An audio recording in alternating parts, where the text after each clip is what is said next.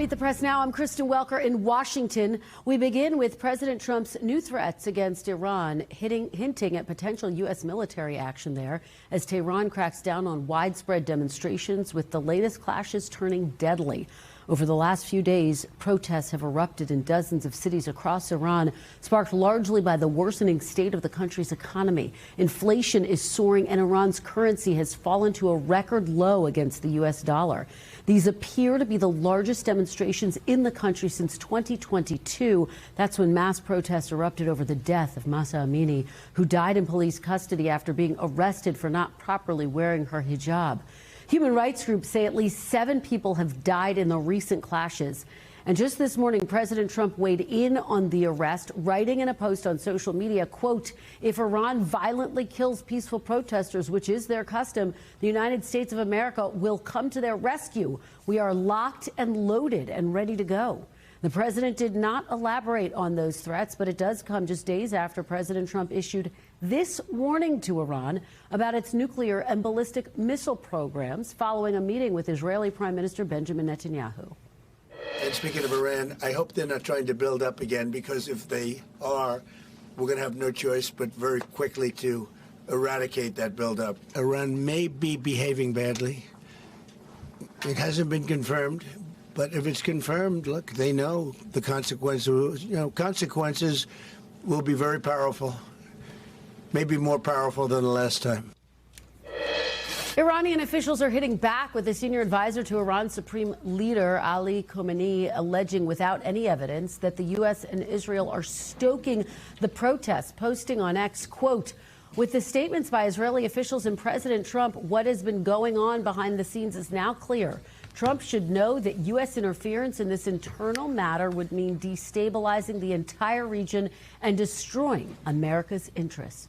Joining me now, NBC News White House correspondent Monica Alba, and also with us, Iranian journalist, author, and women's rights activist Masih Alinejad. Thank you so much both for being here. Masih, I'm going to talk to you in just a moment. I am going to start with our reporter Monica Alba here, who's in studio with me, to set the table here in terms of the White House reaction. They're obviously paying very close attention to what's happening in Iran.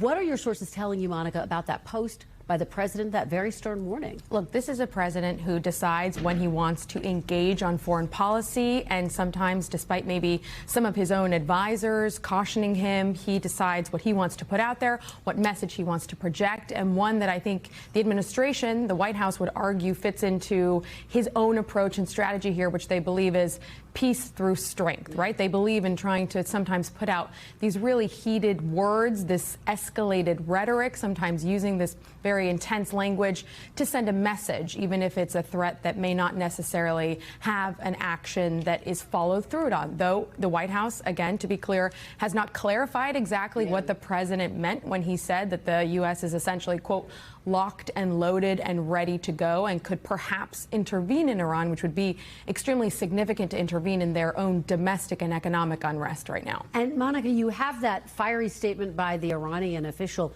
Is the administration concerned about an escalation in this moment? And remember that we have seen this back and forth, certainly last summer when the U.S. did bomb those nuclear sites in Iran. You did see Iran eventually at some point retaliate on a U.S. base in Qatar. No U.S. service members there were killed, but certainly there was the fear of that and retaliation. And at the time, the president said if there was going to be retribution against U.S. military members, that would then be met with the fiercest of responses. So you can see, obviously, how this can get to a place that is very intense and dangerous and potentially explosive. Yeah. But at the same time, the White House is being, I think, very careful about what they want to say. They are certainly just pointing to the president's own comments, and he has used language like this before when talking about North Korea and other hotspot areas of the world. You know, it's interesting, Monica, because it does come after you had President Trump meeting with Prime Minister Netanyahu, who was basically there warning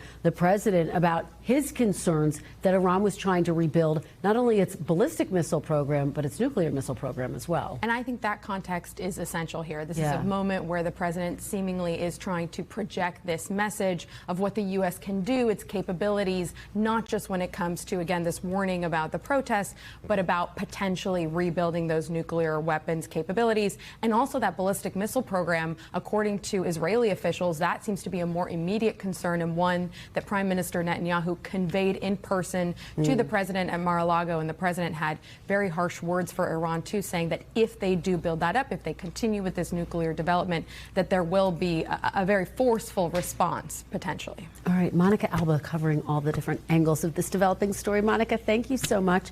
Great to see you. Really appreciate it. Masi, let me turn to you now. Happy New Year to you. First of all, thank you so much for joining us. I know that this is a somber time for you because you are paying such close attention to what is happening on the ground in Iran. What can you tell us about what you're seeing and what you're hearing and what the root of these protests really is, Masi? Brave people of Iran, they took back to the streets, and I have to say the forceful message of President Trump showing his support to Iranian protesters, warning the regime if they open fire, then the United States of America is ready to rescue them, gave hope and strength to the people of Iran, and they took back to the street. Large number of people right now, they are in the streets. You know why? Because this is the first time in the history that the people of Iran are not seeing that the United States of America's president finally is standing in the right side of the history. Because President Obama, when in 2009 people took to the street facing guns and bullets, not only he kept silent, but he sent a secret letter to Supreme Leader Ali Khamenei to get a nuclear deal. And President Biden, while people were getting killed, I myself was a target of assassination plot. The U.S. officials were the target of the Iranian regime's assassination plots. President Biden handed out money, billions of dollars, to the same killers. So now this forceful and strong message gave hope to people. This is the time that Iranians really need to see actions, immediate actions. For instance, right now, my sister, the representative of the Iranian regime, is here in New York. Or the tweet that actually you showed from Ali Larijani, the senior national security advisor of Ali Khamenei, threatening the U.S. interest, the U.S. soldiers, saying that he's angry with President Trump's support of Iranian people, and he's threatening the U.S. interest. How ironic. His daughter lives in America. The children of many Iranian officials right now living in America, they don't deserve to have luxury lives in America while their parents are killing. Shayan, only 28-year-old, now got killed right now in Iran. 7 people got killed. So they don't have, they should not be here in New York. The representative of this regime killing innocent people, why they have to have the privilege of diplomacy while they don't understand the language of diplomacy. So that's why I think this should be the immediate action that the White House can consider. We are very thankful for the strong message, but we want to see action. Otherwise, innocent people will get killed more and more. And Masi, we should note your bravery in testifying against the people who plotted to kill you. They are now behind bars in jail because of your bravery, because of your ability to stand up to them. You are asking the administration to take action right now. Can you be specific? What exactly do you want the administration to do? You know, if I say that, many people will see this like as a radical action. It is not. I want President Trump to target those who order massacre, killings. You know, when Qasem Soleimani was removed by President Trump, I remember many analysts in the West actually called him national hero. But guess what? Right now, people are burning his statue in the street. So if we don't take out the lives of dictators and terrorists, they will take out the lives of innocent people. My sister, my heart is broken. You think that when I say that, my family are safe in Iran? They are not. But Iranian people, they sending me message and they say that we're not going back home because if we go back home, if we don't win this battle, the Supreme Leader Ali Khamenei will take revenge. He will hang us. He will kill us. So they know the risk. And I believe that President Trump can specifically, as I said, send a message by asking Elon Musk to provide more Starlinks for people, because this is the regime that they shut down the internet in bloody November. In 3 days, they killed 1,500 innocent people. You mentioned about women life freedom uprising when Mahsa Jina Amini got killed for the crime of just showing a bit of her hair. Yeah. When people took to the street, they killed more than 700 innocent protesters. Now they opened fire again. And I believe that if they don't see strong action, they will kill more people. So an Iran without Islamic Republic not only benefit the region, but also will guarantee global security. That's why people of Iran are risking their lives. They're not only protecting themselves. They believe that this regime is like a cancer and it will infect the rest of the world. Masi, we only have a few seconds left, but tell me what your message is to the protesters, so many who look up to you and who are inspired by you and everything that you have stood for. I have no message for them because they are my heroes, because we got inspired by them. They are the leaders who are leading this uprising within the country, and they have a message and they want us to send their message to President Trump.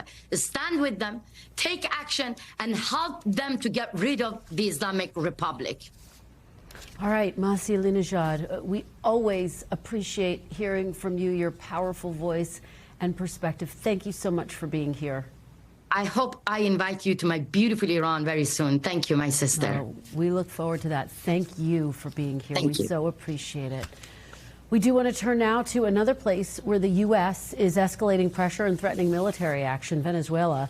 In a recorded interview that aired yesterday, Venezuelan President Nicolas Maduro says he is open to negotiations with the Trump administration about efforts to combat drug trafficking.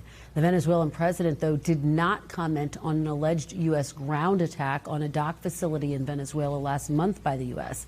Now, in addition to that land strike, the months-long U.S. pressure campaign against Venezuela has included dozens of airstrikes on alleged drug boats in the Caribbean and the U.S. seizure of oil tankers, with the White House ordering a blockade of all sanctioned tankers. Joining me now to discuss this is NBC News senior White House correspondent Gabe Gutierrez. Gabe, thanks so much for being here to lead off our coverage in the new year of this issue. So President Maduro is saying he's open to negotiations with the U.S., but what are you hearing from officials there inside the administration? Would President Trump be willing to do that? Happy New Year, Kristen. Well, listen, earlier today in an interview, the White House Deputy Press Secretary said that she knew it was natural for Maduro to want to talk to the administration, but that it will be up to President Trump to decide what he wants to do next. And listen, Kristen, over the last several weeks, President Trump has said that he has recently spoken to Nicolas Maduro, although it's unclear exactly when. The White House really hasn't clarified that.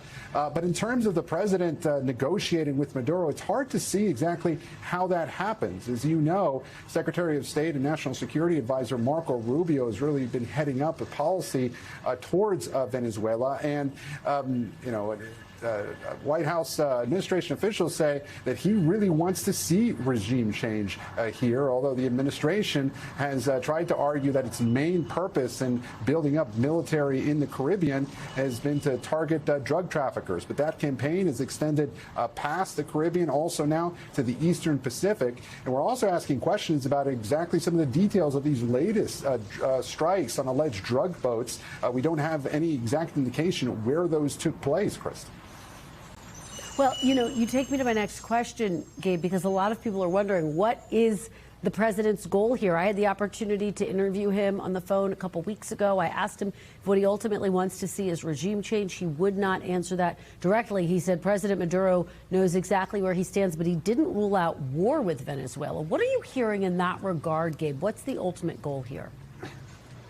Well, Kristen, I was listening to your conversation with my colleague Monica Alba a little earlier when she was speaking about Iran, and that is something she brought up, the idea of peace through strength, and that's something you hear over and over again from White House officials, not just when it comes to Iran, but also when it comes to Venezuela. And what's also interesting is the very candid comments we heard from the Chief of Staff, Susie Riles, in that recent Vanity Fair interview, where she said, perhaps contradicting what the White House has said publicly, she said that the purpose of these boat strikes was essentially to make Nicolas Maduro cry uncle. Now, Nicolas Maduro, we should point out, even though he did have that interview with state television this week where he said he was open to negotiations, he has not commented directly on that airstrike inside Venezuela that the president acknowledged just a few days ago. So it's unclear where this goes from here, but certainly the U.S. continuing to ramp up the pressure on Maduro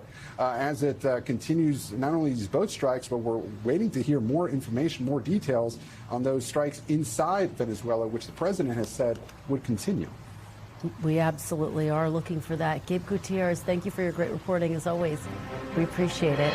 Coming up, new year, same health care fight. I'll talk to a House Republican who backed a bipartisan agreement to prevent premium costs from skyrocketing, about the political fallout in a high-stakes midterm year. Plus, an aspirin a day, President Trump pushes back on critics for questioning his health, but admits he goes against his doctor's recommendations when it comes to one popular medication. We'll explain.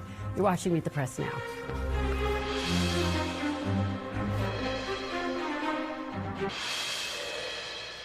Welcome back. We want to turn now to Capitol Hill, where Congress is beginning 2026 confronting the health care dilemma it failed to address in 2025. The House is expected to take up a 3-year extension of Affordable Care Act subsidies next week after 4 Republicans joined with Democrats at the end of last year on a procedural method to force a vote.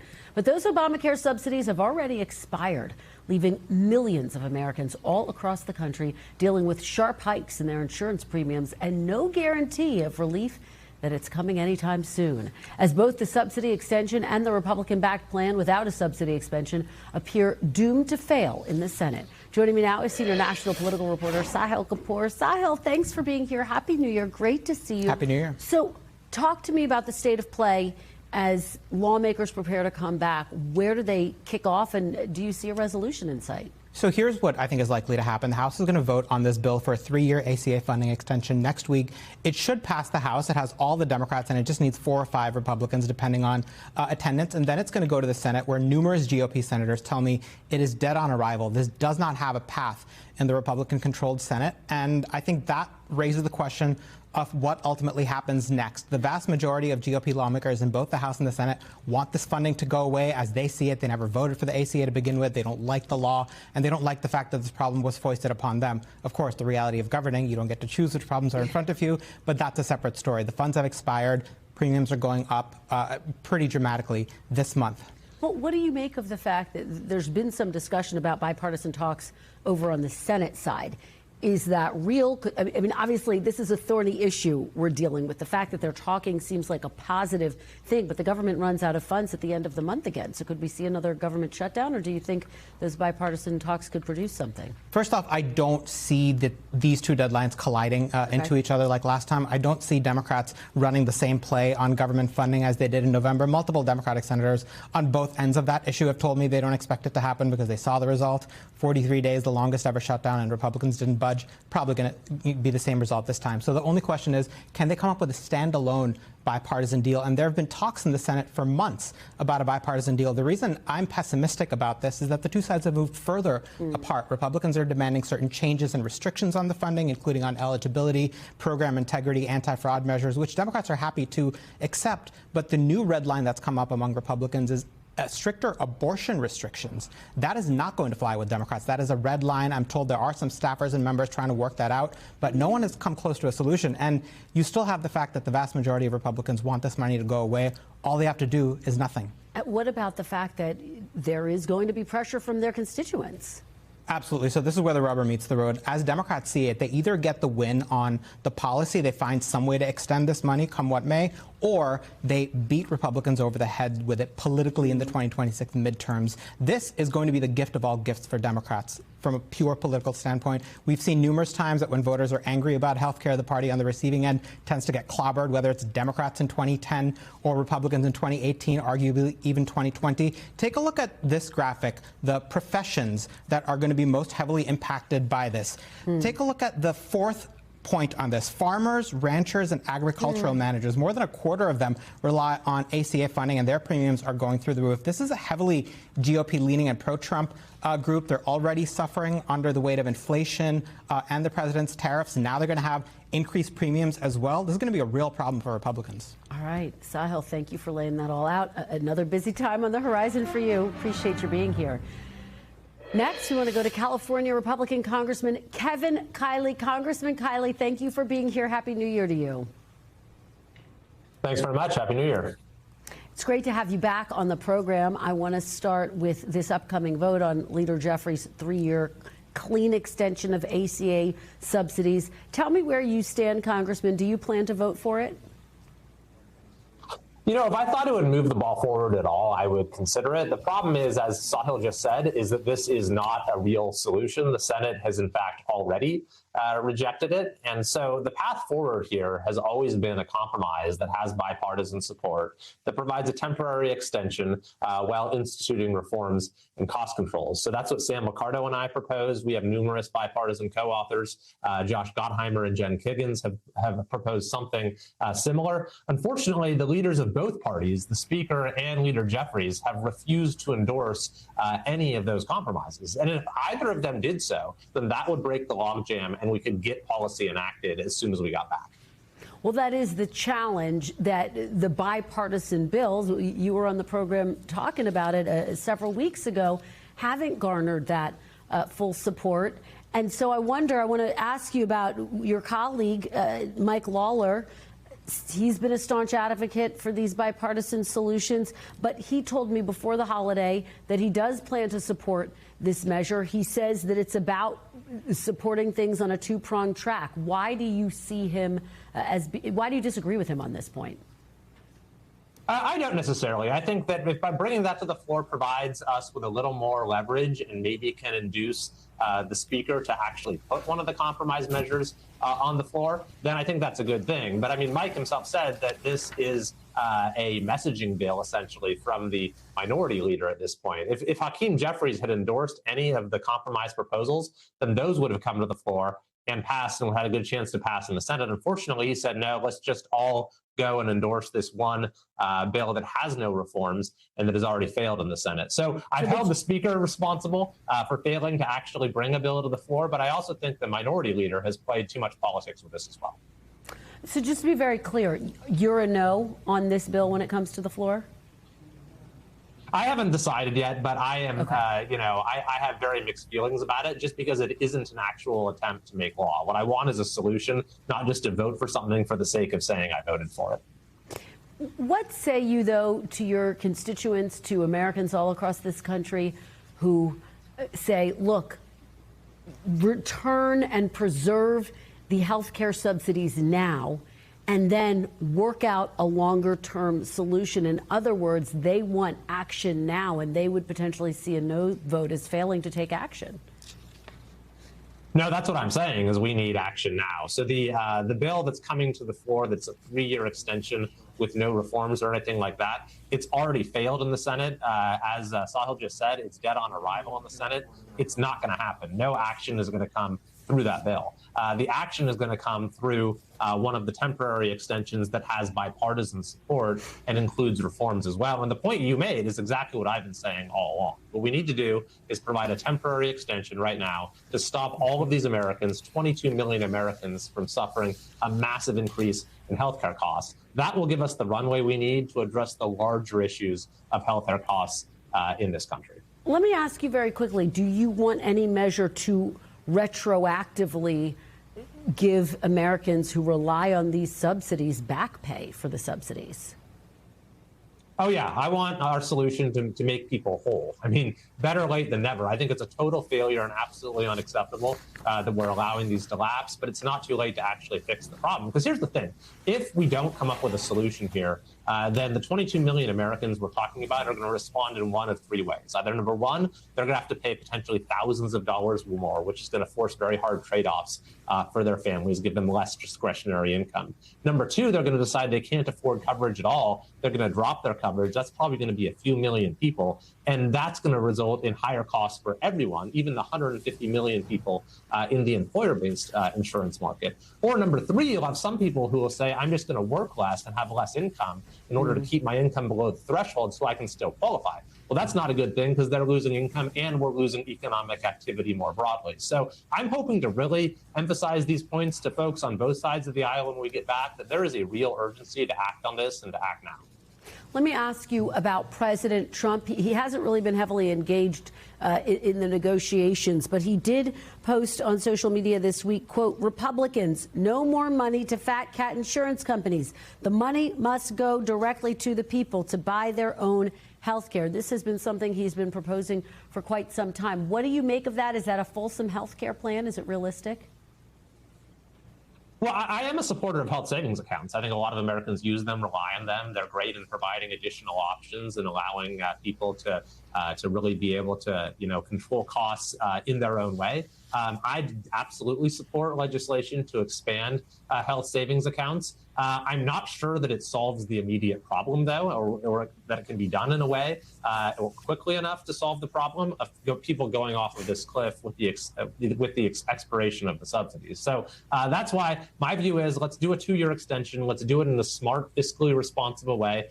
My bill with Sam Liccardo actually reforms overpayments to insurers, so they wouldn't do that well under our bill. And then we can use that runway to pursue solutions like health savings accounts and other, major initiatives to control costs. Well, and just to flesh out that point, I mean, the HSA funds largely can't be put towards premiums. But let me ask you big picture about the president. Do you think his lack of engagement is helping or hurting the process?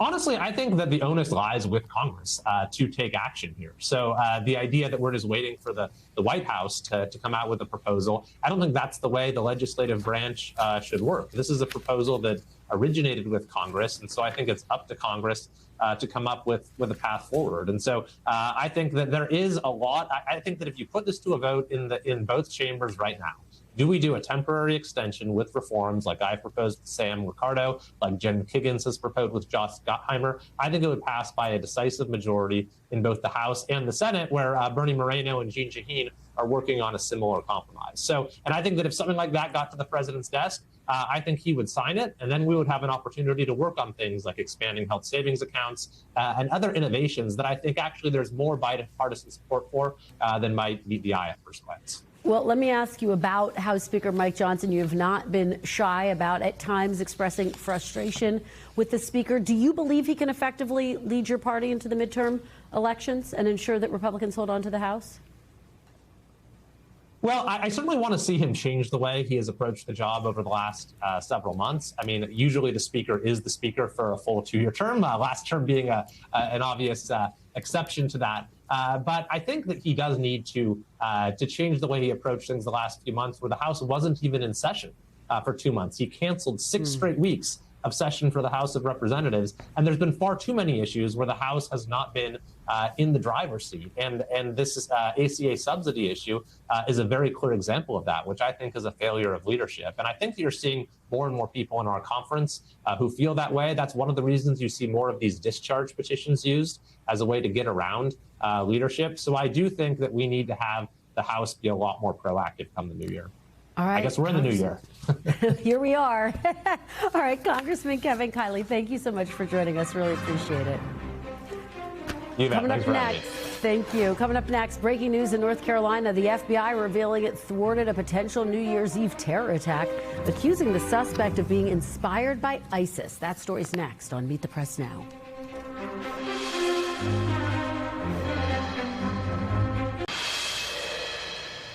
Welcome back. The FBI announced today it foiled a terrorist plot planned for New Year's Eve in North Carolina. Authorities saying that 18-year-old Christian Sturtevant of Mint Hill, North Carolina, is under arrest and facing federal charges. According to charging documents, Sturtevant was inspired by ISIS and was plotting to attack a supermarket and Burger King where he once worked on New Year's Eve. Sturtevant pledged his loyalty to ISIS and committed himself to killing Americans on New Year's Eve. This investigation unfolded quickly. From the moment the FBI was notified of a potential threat of a terrorist-inspired attack in North Carolina, we went all hands on deck. NBC News legal affairs reporter Gary Grumbach joins me now to break this all down. Gary, thank you for being here. So how far along was this alleged terrorist plot that was foiled for New Year's Eve? This is very much on the verge of happening when they arrested him around noon on New Year's Eve. We're talking about several knives, several hammers that were found underneath his bed, and really detailed handwritten notes about exactly what he was going to do. He wanted to stop by the Burger King in his hometown of Mint Hill and kill, he said, up to 8 people. He wanted to go to the grocery store nearby there and kill several people there as well. And then he fully planned to be caught by police and killed at the hands of police. Oh, how terrifying. What more are we learning about the background of Christian Sturtevant? This is an 18-year-old. This is somebody who just turned 18 mid-December. And this is somebody who authorities say was planning an attack of some kind that was ISIS-inspired for several years. And he was planning this specific attack for at least a year. So we're talking to somebody who was online. He was very much reading ISIS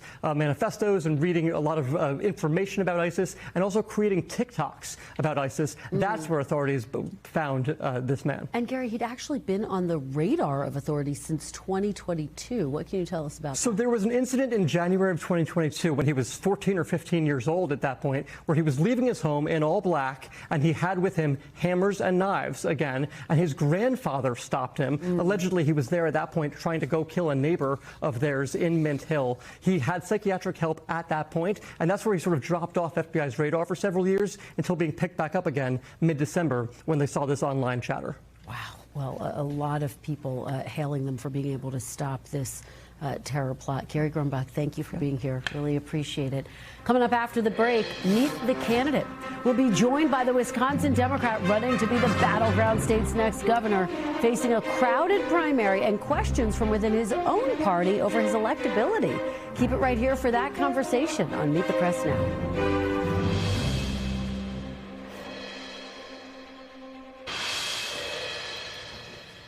Welcome back. Wisconsin's Democratic Governor Tony Evers announced last year he will not seek re-election, opening the door to what's become a closely watched primary race for both parties in a critical battleground state. Republicans are eyeing the Wisconsin governorship as one they can potentially flip into the red column after President Trump won the state in 2024. Nearly a dozen Democrats are set to face off in the primary, including multiple state senators and representatives, the current Lieutenant Governor Sarah Rodriguez, as well as the former Lieutenant Governor Mandela Barnes. And joining me now for the very latest installment in our Meet the Candidates series is the former Lieutenant Governor of Wisconsin and now Democratic candidate for governor, Mandela Barnes. Lieutenant Governor Barnes, thank you so much for joining us. Happy New Year to you. Of course. Thank you so much for having me. Happy New Year to you and your viewers as well. So let's kick this off. As I just said, you are facing a very crowded primary field. What does your path to the general election look like? Well, I'll tell you, this isn't the first crowded primary field I've had. My race for the U.S. Senate in 22, it was a crowded primary. It was actually the most expensive U.S. Senate primary, at least in the state. So with that said, it goes down to it comes back to the bread and butter. It's about talking about the issues that matter. Wisconsinites are facing an increasingly difficult time that has only gotten worse under Donald Trump. And we need real leadership to not just say Donald Trump is bad, but real leadership that's going to provide real solutions and a vision to move this state forward. That's what I'm committed to. That's what I'm dedicated to. Lowering costs on day one, ensuring that Wisconsin is no longer one of 9 states that has yet to expand our Medicaid program under the the Affordable Care Act, making sure we close the loopholes that allow the wealthy to get away without paying their fair share while working class families continue to struggle. That's what this campaign is about. And we're taking that message all across Wisconsin, urban, suburban, rural, or whatever. We're showing up in areas that are represented by Republicans and Democrats alike, because this is a message that hits home regardless of who folks have voted for. Well, you know, let me ask you about the politics of this, because in 2022, when you challenged incumbent Senator Ron Johnson, you lost by 1 point. The same year, Democrat Governor Evers won his reelection by 3 points. So let me ask you, what do you say to Democrats who worry and don't think you should get another chance statewide after losing that Senate race, which many did view as winnable?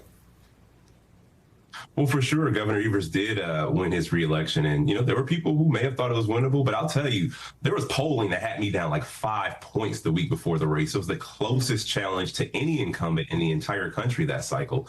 No incumbent lost statewide. And it was the closest U.S. Senate race in Wisconsin in over 100 years. People counted me out from the very beginning, even in the primary, questioning, can he win? Can he show up? Can he make it? And I'll tell you, for folks who had that question before, if more time was spent helping win instead of asking the question, we may be in a different position. But we are here right now, and I'm reminded of a conversation I had with Barack Obama the day after my election, and he talked about the race for Congress that he lost.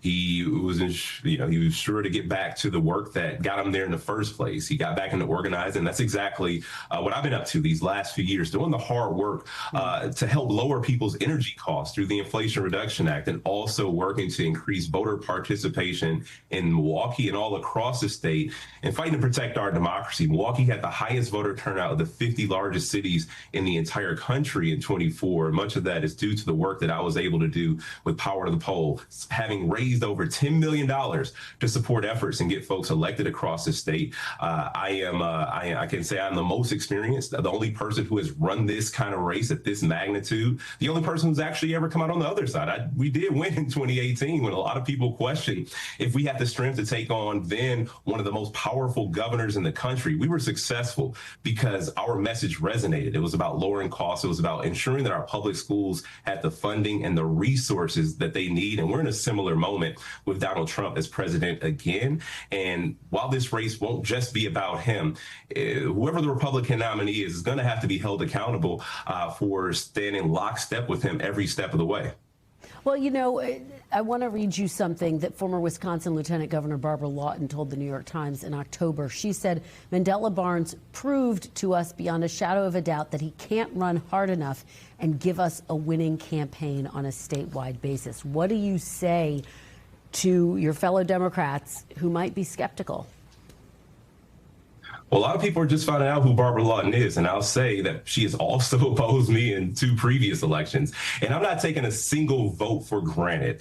I'm showing up in every community all across Wisconsin. People are entitled to their opinions. I don't want to be in a position where I feel as if this is being handed to me, where people say, yeah, Mandela is our candidate, our nominee, we're going to go for it, and no questions asked. That's not democracy. A crowded primary, a large primary, a primary of any magnitude is healthy for voters to be able to make a sound decision about who is going to represent them at the top of the ticket. And I'm ready to go all across the state of Wisconsin to prove myself. I've done it before. I have zero problem doing that again. And I welcome the opportunities to set the record straight. I welcome the opportunity to make my positions known and very clear. Well, as you've referenced, President Trump did flip Wisconsin in 2024. He campaigned on things like tariffs. And I wonder what your message is going to be. Do you plan to fight the president on his policies, even though that is what the people of Wisconsin voted for? It would be easy to say every step of the way, but that's not the case.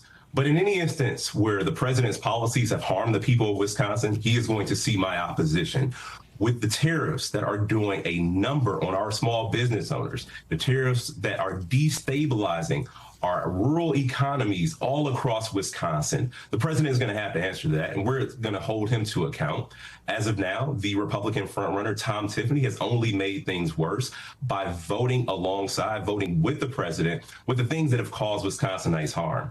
His shameful vote on not extending the credits for the Affordable Care Act, which is going to balloon premiums for people all across Wisconsin, making it even harder for people to get the health care they need. In many many instances, we'll see people go without health care. And unfortunately, many of those same people are going to face an emergency that could very well bankrupt them. And that is not the Wisconsin way. That's not the way we do things. We've been at the forefront of so many other amazing things, so many other amazing areas in terms of advancing this country. And I feel that it is our rightful duty to do the same once again, regardless of who's president. Let me ask you, Lieutenant Governor, with the minute or so that we have left, you've signaled support for redistricting in Wisconsin. But what do you say to those who argue the redistricting fight is really a race to the bottom? Well, look, I can tell you we've already been in a race to the bottom with these unfair maps. Our congressional delegation does not truly represent the political makeup, the political identity or interests of people in Wisconsin. It is 6-2, and we are a 50-50 state.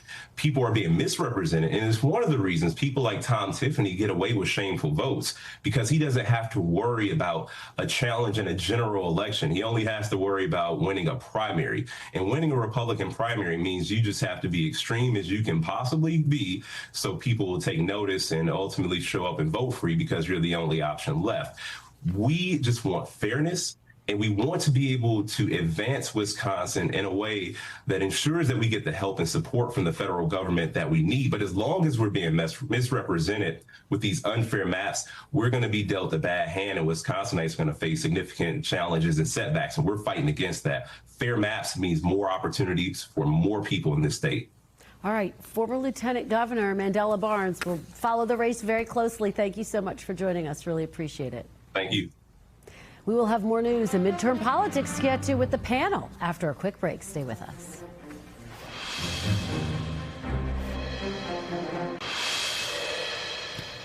Welcome back. Joining me now is today's panel, Oriana Gonzalez, politics and policy reporter for Notice.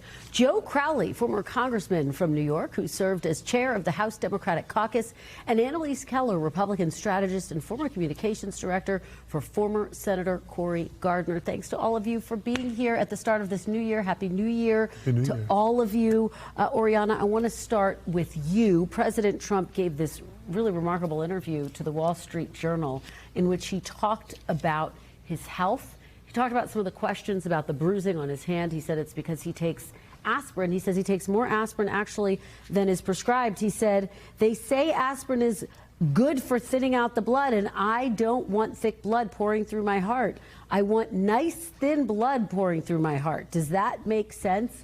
What do you make of the president's decision to speak out now and so extensively about his health? Well, I mean, he's trying to get ahead of all the conversation that's already going to happen. We were talking about this actually before we came on, and the question I think now is whether this becomes as big of a topic as it was with Joe Biden. He doesn't have a campaign to worry about in 3 years.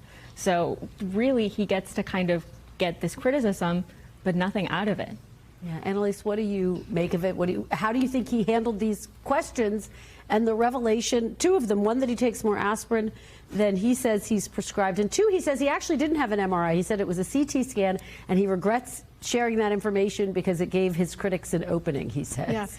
Well, I think he was confused. I'll give him a pass on the MRI versus the CT scan. I do think he was confused about that. And I think there's a lot of fair criticisms of Donald Trump, but I do think he's been pretty transparent and open within his presidency, and I think he's been pretty transparent about this health challenge or some of these challenges that have been levied against him, and that's why he's been talking about this, because he wants to get ahead of it, and I completely agree. I had to laugh a little bit when he said that the frames of him with his eyes closed were actually just him blinking and not sleeping.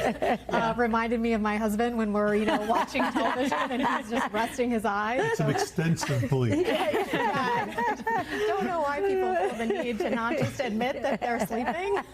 Congressman Crowley, what do you make of his decision to speak out, and how should Democrats respond? Obviously, there were so many questions about former President Biden's health, and that was one of the big questions looming over his re-election campaign. As Oriana is noting, of course, President Trump doesn't have to stand for re-election. What do you think Democrats' posture should be? I think Oriana's right. I think in many respects, this is about him getting ahead of this, to send the message he is able to govern. I'm the president. I have all my wits about me. I'm healthy. I had the best health report of any president in the history of the United States. It was so beautiful.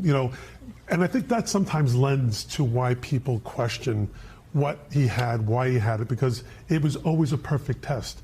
I never failed. There's nothing wrong with me. Look, when you're 79 years of age, well, you know, inevitably we'll all get to that point. We hope. And that you're going to have some things start to happen. It's just inevitable. And I think it wouldn't have been as big an issue if it wasn't made such a big issue for Joe Biden. Granted, Biden contributed to some of that himself in terms of missteps and miscues, and certainly saw the debate. But, you know, as the president moves now into his 80s, this is not, it's not about Democrats making this an issue. You know, as someone said earlier today, you know, aging is undefeated. We all are going to, and I think there's going to be consequences because of that. Yeah. Okay. I want to shift gears, talk a little bit about the big news out of New York. New York has a new mayor, Zohran Mamdani. Congressman Crowley, I'm going to kick this to you first. I want to play a part of his inaugural address. Get your reaction on the other side. Place the frigidity of rugged individualism with the warmth of collectivism. We will govern without shame and insecurity, making no apology for what we believe. I was elected as a democratic socialist, and I will govern as a democratic socialist. What do you make of his message, and how do you think it will play for Democrats who are seeking election or re-election in 2026? Well, one thing is New York is unique. It's a bohemian city. It was over 400 years old, founded by the Dutch. And many of its rules, even today in governing, a unicameral city council stem from that. And so I think it is, I don't think you can apply what happened to New York to the rest of the country. But I will say this, I'm not a socialist. I'm not a democratic socialist. I believe democratic socialism is a different party. The Democratic Socialists of America are not part of the Democratic Party. They have their own ethos. They have their own manifest, part of which is that the means of production are controlled by the populace or by the state. That's not something that I believe. That's not something many Democrats believe. I believe in free markets with referees. And I do think but look, I wish the best for the city. I love my hometown, and I want it to be successful. But, you know, we'll see how things go. Yeah, Annalise, Congressman Crowley makes a good point, which is that New York is very different. Yeah. But will Republicans try to wrap Mamdani around the entire Democratic Party, even though you're making a valiant effort? I mean, absolutely. I think they've already tried to do that. You know, Trump kind of undercut that a little bit with his really warm meeting with Mamdani. But, you know, I would say that it seems to me, from an outsider's perspective and from a Republican perspective, that there are a few more and more of the sort of socialist variety. You saw Bernie Sanders there with Mamdani. You saw AOC there. You know, and I think a lot of that rhetoric for people who are watching that and talking about sort of no more individualism, we're here for the collectivism. I mean, that concerns people who don't necessarily want government or state-run grocery stores and free buses and free childcare. And, you know, I think they definitely will try to sort of talk about what that could mean for the rest of the country. Yeah, well, Oriana, there is a question about the practicality of what he has proposed. I mean, here you have the debate over what he's proposing. He has made sweeping promises like free childcare, free buses. I mean, how do you see him enacting these policies? Do you think it's realistic? Well, what he will do for the next, you know, for the rest of his term is going to dictate how progressives keep going. Even though, yes, to your point, Congressman, New York is unique. It's under a spotlight right now that he's the poster child of the more progressive faction of the Democratic Party. So, you know, there's a lot of questions of what happens next. I would also say that what I'm keeping an eye on more so now is the Trump administration has not been shy to go after policies that it doesn't agree with, that don't align with the president's agenda. The administration sued Virginia because universities provide in-state tuition to undocumented migrants. So who's to say that there's not going to be any legal action against Mamdani if his policies do become law from the administration? So that's what you'll be watching for out of New York. What about on Capitol Hill? Is this healthcare battle brews again when everyone comes back? You know, that's precisely another thing that we were talking about before coming on, is exactly what's going to happen now. You know, I talked to Mike Lawler right before they left out of session last December. And one of the things that he's saying, and he feels very confident about, is that, you know, it'll pass the House, then it'll go to the Senate, they'll amend it, and it'll go back to the House. That being said, that's a lengthy process, as we've seen happen with this Congress. Whether that happens, it's very unclear. They have a funding deadline coming along, and they're trying to juggle all of these things at the same time, and I'm not exactly sure whether this Congress can do it. Annalise, what do you think? Do you think they're going to be able to get a bipartisan agreement? Yeah, well, I'll disclose that I work on this issue as part of my day job. But I do think that I may be a little bit more optimistic, thinking that there could be something in terms of healthcare that comes together. There's a group in the Senate, Senator Susan Collins and Bernie Moreno, who are kind of marshaling more of a bipartisan plan. I think that could be another way that this gets solved in addition to what's going on in the House. I know there's some skepticism, but maybe I have a little more optimism. Congressman Crowley. I think it's going to be tough. Just given the complexity of these issues, getting the left and the right to agree in both chambers is going to be difficult. And the further it goes on in this political election year, it's going to be really difficult. Okay, well, we'll be watching it very closely. Thanks for a great conversation to kick off the new year. We really appreciate it. Oriana, Joe, and Annalise. Great conversation. We will be back Monday with more Meet the Press Now. And if it's Sunday, it's Meet the Press on your local NBC News station. I'll have exclusive interviews with House Minority Leader Hakeem Jeffries and Congresswoman Marjorie Taylor Greene. You don't want to miss it. There is more ahead on NBC News Now. We thank you for watching, and remember, stay updated on breaking news and top stories on the NBC News app or watch live on our YouTube channel.